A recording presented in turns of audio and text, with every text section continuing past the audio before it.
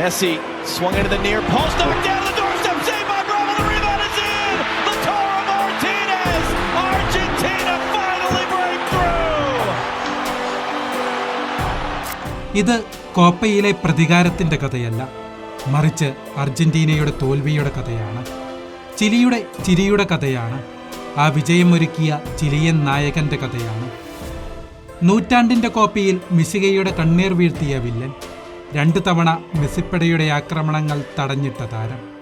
9 വർഷങ്ങൾക്ക് ശേഷം അയാളെ മറികടന്ന് അർജന്റീന വിജയം കൈവരിച്ചു.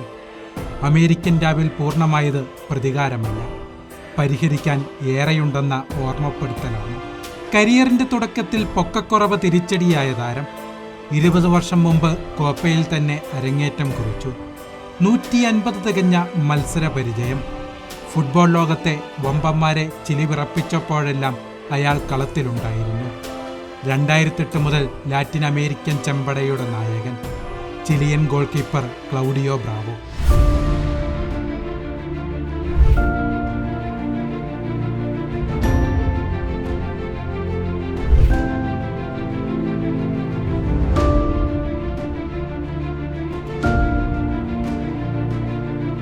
(2015) മുതൽ അർജന്റീനയും ചിലിയും കോപ്പയിൽ 7 തവണ ഏറ്റുമുട്ടി.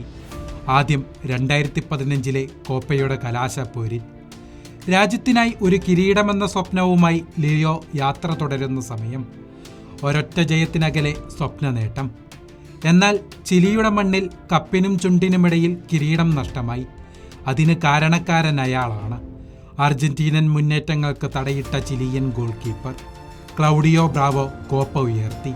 തൊട്ടടുത്ത വർഷം നൂറ്റാണ്ടിൻ്റെ കോപ്പ. ഗ്രൂപ്പിൽ ചിലിയെ തോൽപ്പിച്ച് അർജന്റീനയുടെ പ്രതികാരം. ആഴ്ചകൾക്കുള്ളിൽ കിരീടപ്പോര്. വേദി മാറിയിട്ടും വിധിയിൽ മാറ്റമില്ല. ചിലിയുടെ വിജയത്തിൻ്റെ നിറങ്ങൾ മെസ്സിയുടെ കണ്ണീരിൽ അലിഞ്ഞു തീർന്നു.